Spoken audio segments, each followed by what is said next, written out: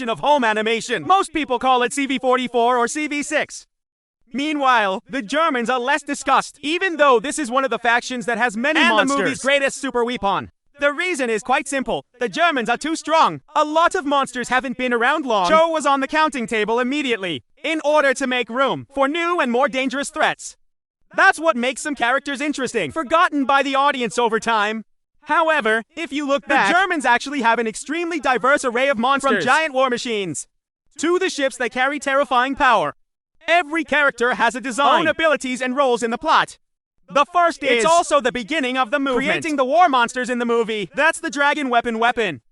Appeared in the first few episodes of Season 1. Dragon Weapon is a product created after T-38 determined to build a weapon capable of destroying T-95 and confront the Soviets. Just look at the name and the design. Many people realize it right away. It's inspired by the real-life Waffentrager, a compact-sized tank model. It's mobile and flexible, but it has a very thin armor. In movies, Waffentrager has a scary appearance with a large head, giant teeth placed behind the body of the car. His eyes were red with blood around his mouth. Although not too big, but its appearance is still enough to impress many people. The most terrifying point of the Dragon Weapon is its powerful power. It can easily beat the conventional tanks. And even KV-6 also have a lot of difficulties when dealing with. But what makes it most dangerous is not artillery. It's the ability to devour opponents. In the first encounter with T-95, after realizing that the fire didn't work, he used the trick "please eat me" to swallow T-95 in the stomach. However, Dragon Weapon is still quite weak, so it was later upgraded to a 2-dot version. This time it was added armor in important positions such as the front jaw and body are much better. It doesn't stop there. The T-38 has 2 more. Another main gun brings the total number of main weapons to 3 and turn it into a real anti-tank machine. Let it be careful. This version used to make KV-6 seriously injured and almost invincible in a short period of time. Unfortunately, we are about to finish off the opponent by Stalin himself. Although not too long and the land is quite limited, Waffentrager is still very good at his role. It shows the audience a monster of war. It's really dangerous. How scary it would be, while laying the groundwork for a series of monsters appeared later. But the story doesn't end there. The Dragon Weapon was later Leviathan. He is resurrected in the form of a new war demon. It's much more violent and mechanical than before. Overall, it still has the old design, but it's equipped with a lot of new equipment. Like a pair of mechanical horns and a side cannon, capable of flaming and firing energy, in the same Ratte fight with Robo-Stalin. Weapons Dragon, it shows that I am much smarter than before. It knows how to hide behind allies to avoid fire. They know how to retreat when overwhelmed and no longer to fight out of control like the first version. Sorry to show up too late, so it doesn't hold the same position as before. And most tragically, after all that's happened, the Waffentrager was eventually destroyed by Leviathan himself. Can say his fate is blacker than the paint on his body. Next is the dot cannon. It was considered the most powerful weapon of the German army at the time. Dora was created as a backup, in case the Germans couldn't give Ratte. Go back to your side. And if you look at its power, it's understandable why they have so many expectations. About appearance, Dora was directly inspired by the Dora cannon in real life. It was actually used in World War II. However, to fit the cartoon style, some of the bulky details have been omitted or simplified. Make it look clean, but still retains the overwhelming feel of a super weapon. A rather interesting point is, even if you're seen as a monster of war, Dora didn't have the familiar red eyes of the Germans. It's yellow instead. And his face doesn't look as fierce as many other monsters, though it's enormous and it's irrationally big. The appearance alone is scary enough. In terms of power, this is the greatest strength, but it's also Dora's greatest weakness. Its main cannon possesses tremendous firepower. With just one shot, Dora could destroy a Soviet satellite, or turn a strong warrior as Ratte into a clumsy pile of iron waiting to be recycled. These achievements have shown how dangerous this supergun is, but the price to pay for that power is enormous. Dora doesn't carry ammunition on her body. It's totally dependent on the ammunition trucks. Every time the shooting is done, it needs supplies before it can fire again. That makes Dora like a princess on a battlefield. They always need to be protected carefully. So every time you take Dora to battle, T-38 usually has to follow a lot of escorts. As long as the supply line is broken or the defenders are defeated, Dora would almost lose the ability to fight. Unfortunately for the Germans, it's not just that they have a backup plan. The Soviets also developed Robo-Stalin, a machine designed almost exclusively to deal with Dora. And in that fateful confrontation, super cannons used to scare the battlefield. It was eventually destroyed by Robo-Stalin. It's a short but impressive journey of one of the most powerful monsters ever to appear in the movie. Next up is Black Rascal. When you hear this name, many people will wonder. Black Wrath has a lot to say. It's not the kind of AI that just popped up for a while. Change sides like a meal.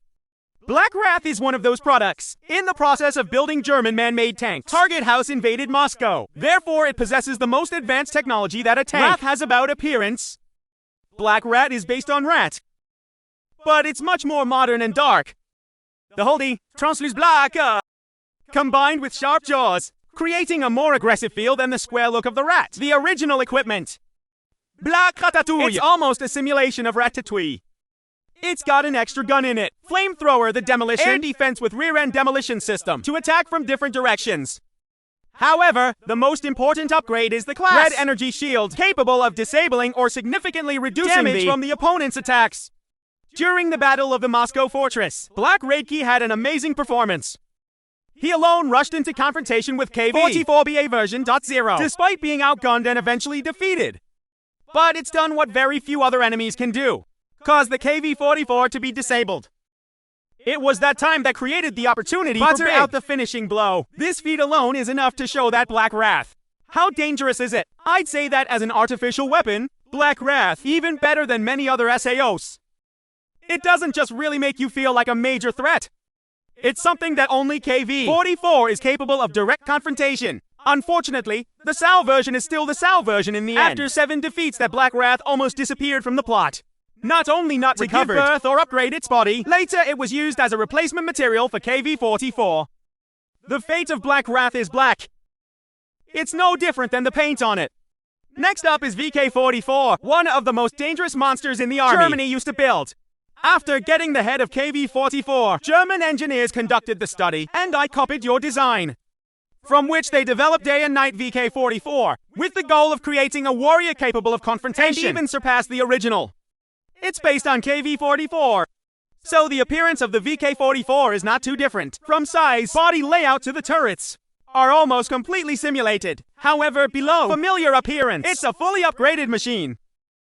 The most obvious is the new head. Compared to KV-44, the VK-44's head looks much more modern and rugged. The main gun was replaced by a similar type of gun, while the front is filled with metal jaws, the same red eyes that always glow, if KV-44 sometimes has peaceful silence. The VK-44 is awesome, always ready to fight. In the middle body, the familiar national symbol was replaced by the words VK-44. The same openings to reveal red light from the internal energy system make it look like a war machine, born just to fight. About fire, VK-44 does not go in many directions. As strong as some other monsters, it focuses on quality, right at the ground level. It had more guns than the KV-44, with a total of 4 main and secondary guns. Most of it is high-powered, combined with extremely thick steel armor. The 44 becomes a real steel wall on the battlefield. Even Stalin's robot. It's also difficult to penetrate this armor. But the most interesting thing about this is its backup mechanism. If unfortunately defeated, VK-44 can separate the head from the body to escape. It's funny, but it's extremely effective. Due to the control system and important power source, it's all in the beginning, even if the car is heavily damaged. That head can still operate independently and retreat from the battlefield. This design shows that German engineers have a backup plan in place very early. This ensures that VK-44 is not easily destroyed. Even if it only appears in one movie season, VK-44 still owns a series of remarkable achievements. It attacked Moscow alone, defeat many strong Soviet fighters like TG, Gir and Robo-Stalin of T-26. It doesn't stop there, it overwhelms the Felgeron, Octa and SMK in the same battle. Can say, of the monsters that had appeared in the German army, VK-44 is one of the most popular characters. Not just strong, has many interesting possibilities, but there's a lot of land to assert their position. And yet, in the end, 7 defeats to the Soviets. VK-44 has done its job very well. When it becomes a premise for competitors, later, he became one of the most memorable enemies of KV-44 have faced. Next up is the VK-44 Citadel, the perfect steel fortress. Based on all the data, 10 collected from monsters of all Germany and the Soviet Union, German engineers have created a new VK-44 version, much stronger and more complete than the original. And that's the VK-44 Citadel. Different from other variants at the same time, the Citadel does not use a traditional turret layout. Instead, the cannons were arranged close together and planted on top of each other to optimize firepower. It's not ostentatious or massive, like KV-44, but that doesn't mean it's less impressive.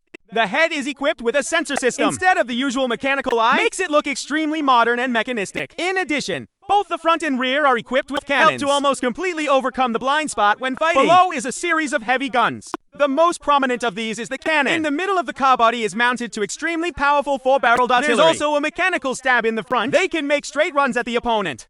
With such a massive size, many would think the Air Force could easily take it down, but not talented enough. U-44 Citadel, equipped with missile systems hidden in artillery batteries, it's capable of turning attacks from the air into a nightmare. Not just outside, the interior of the VK-44 Citadel is equally special. It's got a proprietary engine built for itself. At the same time, there's a whole team of robot mechanics inside. Replacement parts, and check ammunition in real time. Because it's a machine, so they don't get scared or run off in the middle of the battlefield. Even more special than the main control artificial intelligence. The 44 Citadels are also powered by a second artificial intelligence. It's made out of a modified tank.